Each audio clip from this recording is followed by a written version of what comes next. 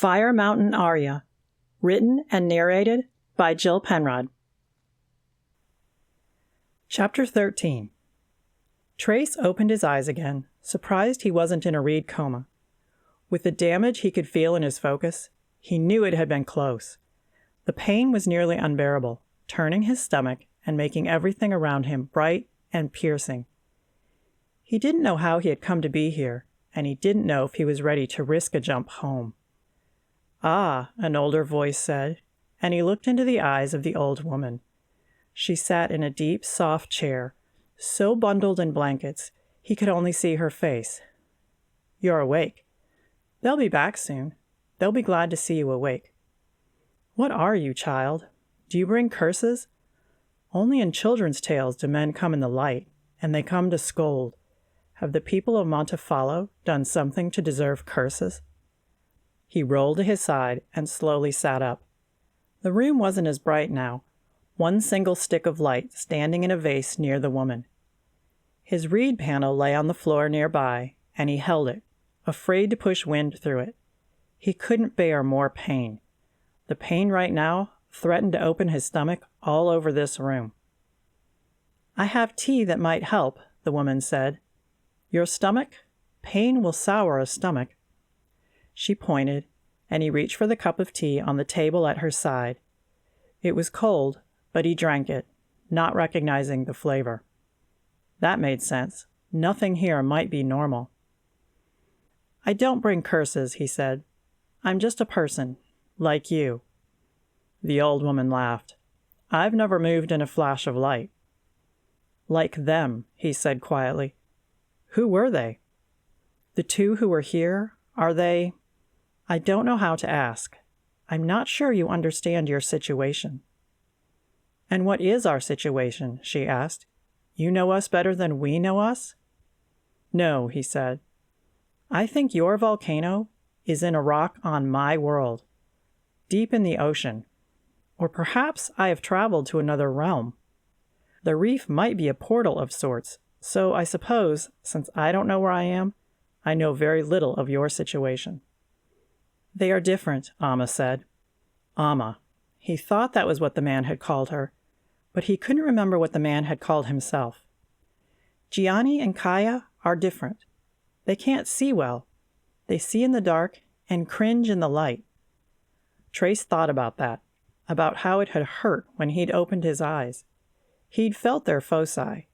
Whether they expressed it like he did or not, they were singers.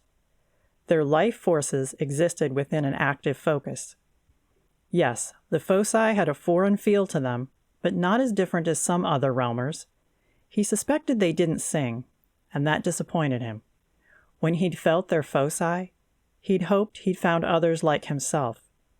Something in their foci said they would understand him. He wasn't sure why he'd thought that, and it was silly to be disappointed that it wasn't going to be true. "Gianni feels you in his head," Amma said. "Kaya too, but not as much. Is that on purpose? And why Gianni?" "It's not on purpose," Trace said. "Where I come from, I'm a little different too. I feel things some people can't feel. I do things they can't do. I use this to make things happen." He held up the panel, and she slid her hand out from the blankets. "May I see it?" He handed it to her, and she looked at the light beside her chair. "We light with reeds.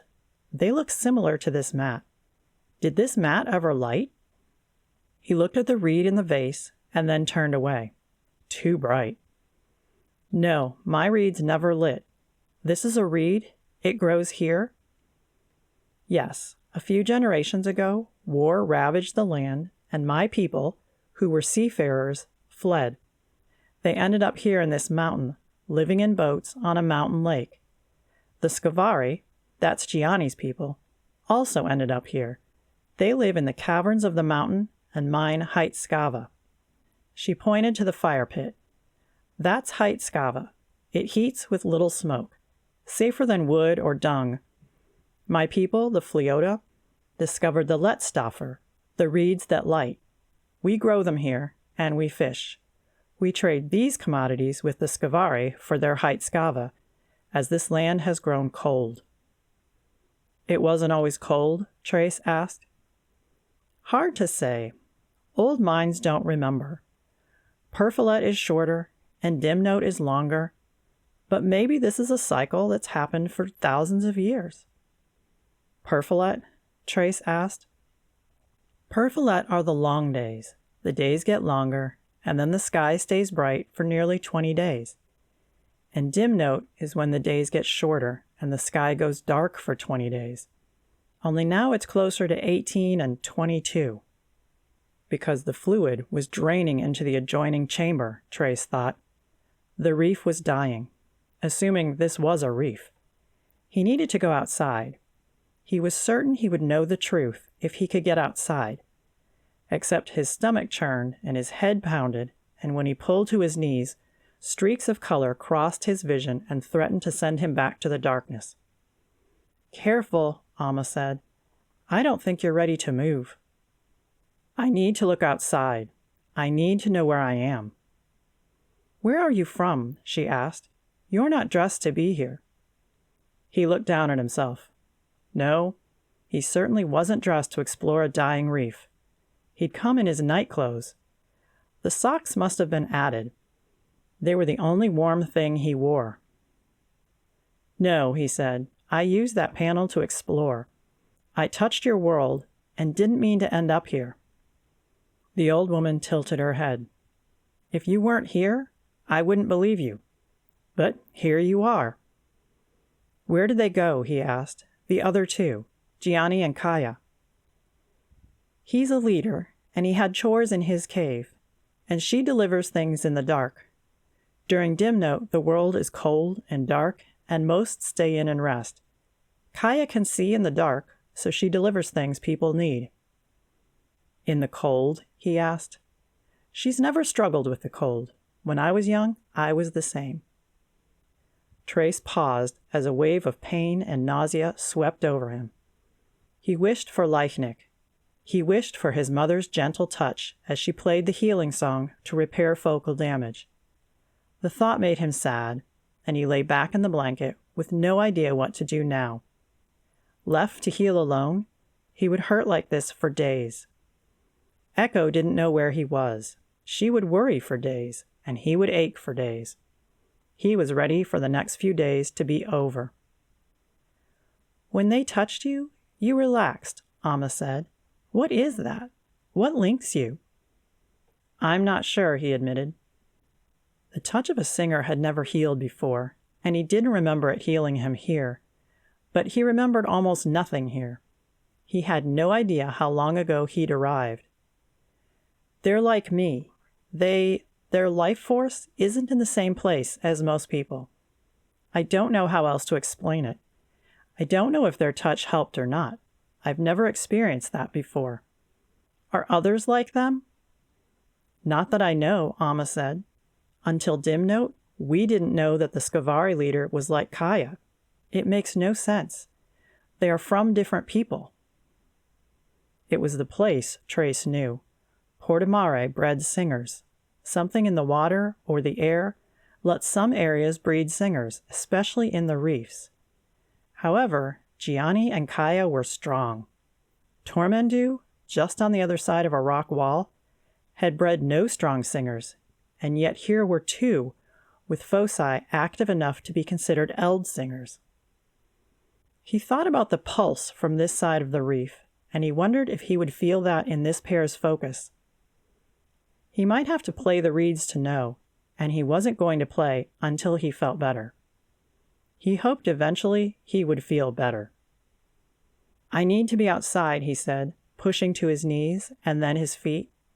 He put his hands on his knees and closed his eyes, not sure he could even straighten without his head exploding, but he had to understand. He thought being here would answer questions, but so far, that hadn't happened. He needed to know even one sensible, concrete fact about this situation. Amma let him stand, and she waved her hand toward the door. "We have coats that will fit, but you have no shoes." He didn't care about that right now. Even a few steps outside would help. He wrapped in a coat and opened the small door, hunching to step out on the narrow deck of a boat. The lake spread before him, drenched in shadows, still and silent and frozen. Then near the edges he saw low trees against the water, taller trees behind, and a mountain in the distance across the water. Wind rustled through the trees and reeds that lined the water. He gazed up and paused, not sure what he was seeing. Bright colors danced across the sky, and beyond them, high overhead, ribbons of light twinkled. He sat down hard on the deck and stared. His head was pounding, and he didn't know what he was seeing. This wasn't a topside sky. It also didn't look like a reef. So where was he, and how had he gotten here? He watched the dancing lights and remembered the stone film that had come back with the drone. He also knew the reef was losing its fluid. Was that the color? Was he seeing fluid or stone in the atmosphere? Chemical reactions that caused the brilliant colors? And what about the ribbons of light? Again, fluid permeated the stone, but it also ran in veins. Was he seeing veins close to the surface? Spots where the fluid remained permanently, while the rest of the fluid moved through the stone at cyclical intervals? Dimnote and perfolet, he thought. Days the fluid didn't make it to the surface, and days it didn't leave. What would cause such strange cycles? And the cycles were slowing. The fluid was leaking out, so less could be seen from the ground. Right? Was he sitting in the reef next to Tormendu, watching the spectacular, beautiful death of a world? Trace, a low voice called, and he looked out to see Gianni and Kaya running across the ice toward him. "It's a reef," he said. "This is a reef. It's dying, but I've never seen anything so beautiful in my life. Look at it, it's beautiful." Gianni climbed to the deck first, squatting at Trace's side. "You have no shoes on." "I had to see," Trace said. He winced. "My head hurts." "Yes, I can feel that," Gianni said. "Kaya, open the door so we can get him inside." Gianni helped him back inside, and he lay back on the mat, his head pounding. He heard himself whimper with the pain, and he didn't know how he would survive until his focus healed. "Hold him," Amma said quietly. "That seemed to help last time." Kaya put her arms around him, pressing him to her chest. Then Gianni placed his hands on his back, his palms wide and warm. Like Dayton, their foci felt calm, so they must pulse with the reef. Yes, he realized, the entire reef had some kind of energy. Maybe every land had its own energy. He didn't feel Portomare because he was part of it. But if he resonated with this reef, would he no longer resonate with the rest of the world? His head hurt too much to think about this. "Skin," Amma said, and Trace heard himself whimper again. He shouldn't have gone out. Moving and facing the cold had made things worse.